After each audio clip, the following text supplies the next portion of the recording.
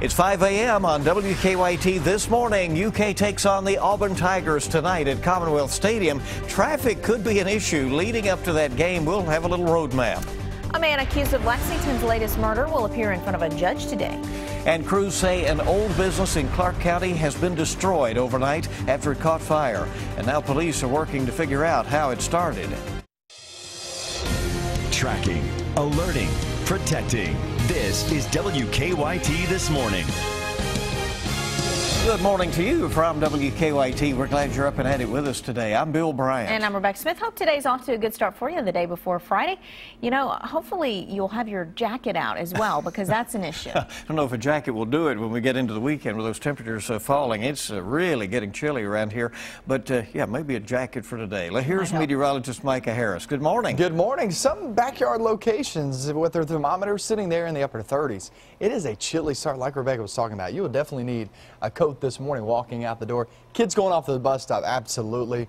Once we hit the afternoon, it's going to be much better than this. We're talking 20 to 30 degree swing, and virtually all of these locations. Look at Mount Sterling coming in at 39. 42 now in Lexington, 71. This is one of your better days in the forecast, if not the best. But the focus of the forecast obviously is this weekend. We have the frost likely and still that potential freeze. We'll get into those updates and show you those numbers in just a few minutes. All right, we'll see you then. Thank you, Micah. In recent years, the UK football team has usually avoided scheduling games on Thursdays, but that is not the case tonight. While fans, of course, excited to see the Wildcats take on the Auburn Tigers tonight, some folks are a little bit concerned about traffic becoming an issue before the game. WKYT's Mark Barber is joining us live this morning from Commonwealth Stadium with details on what we should expect later on.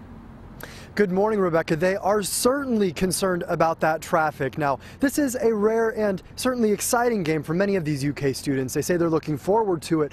However, they tell me they are not looking forward to the many parking challenges that come along with it.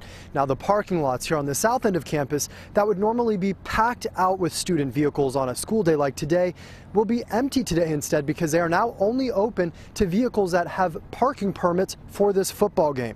Students and staff are giving up their parking spaces today and will park off campus, where they will take a shuttle into class or to work. The UK Auburn game starts at 7 p.m., so city leaders say game day traffic will be mixing in with commuter traffic as people get off of work tonight, meaning drivers all over the city could feel the impact of tonight's game.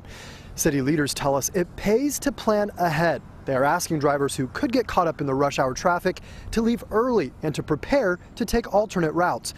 Many students this morning are now trying to figure out where they need to park to make it into class today.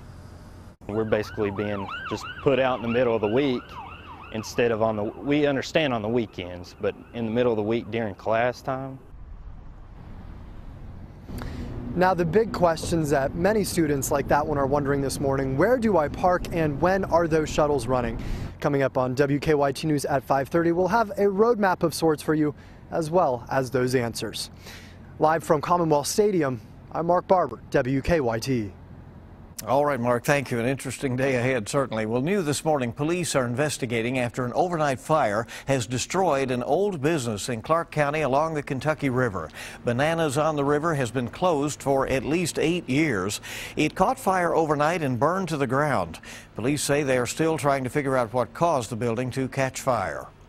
Building's a total loss, and we're going to have to check and look to see if we can establish what the cause of the fire was.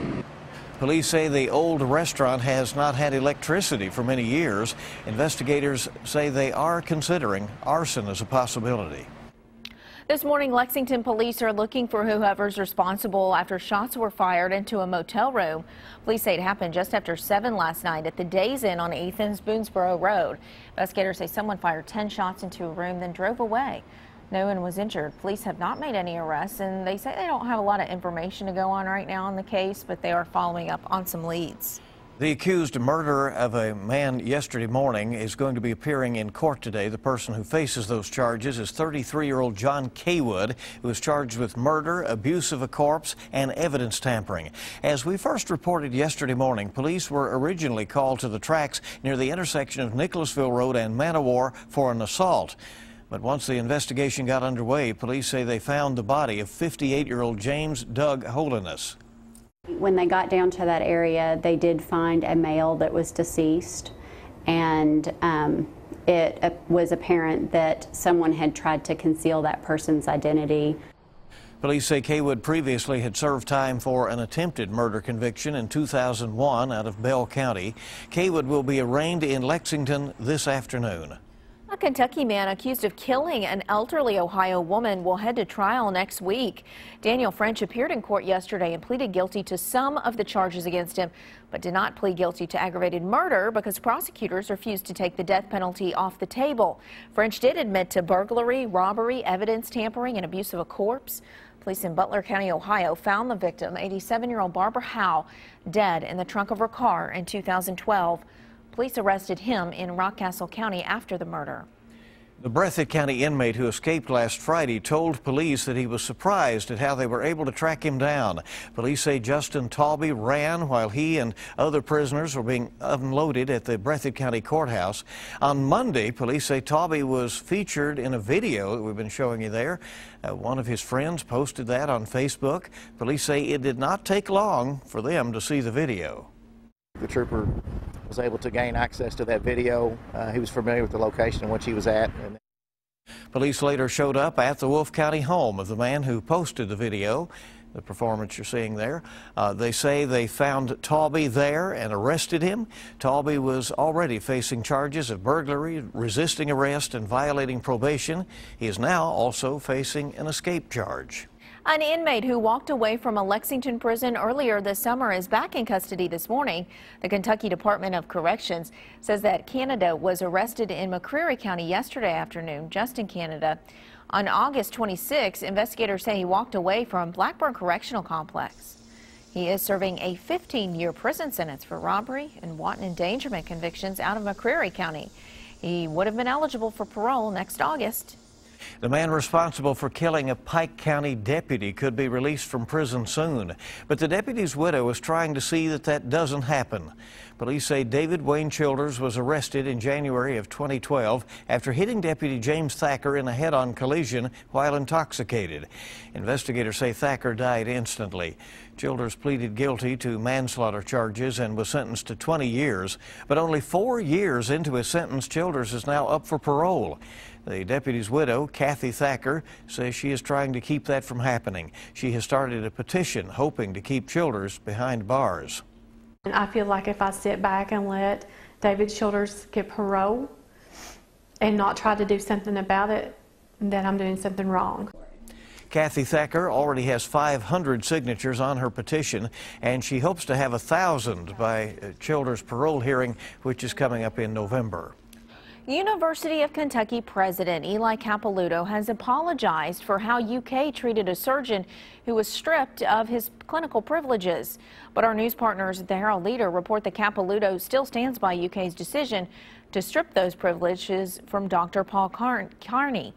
Dr. Carney says he was locked out of his office, Kearney I believe that is, and banned from campus during the discipline process. Patients, staff, and students claim Dr. Carney was visibly abusive or verbally abusive towards them.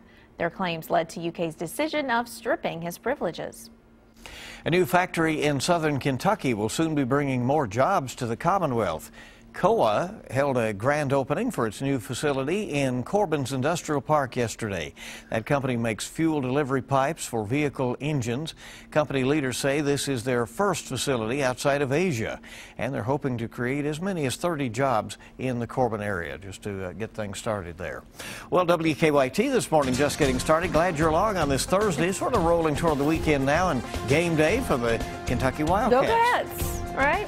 The words airborne and air delivery will always have a special meaning for the crew on a recent China Airlines flight. We've got details straight ahead. And we're looking out and about with these chilly temperatures. 40 degrees, almost in the 30s there for Frankfort and some locations. Look now, Sterling. Really nice for game day toward the afternoon. I'll get into that forecast coming up next.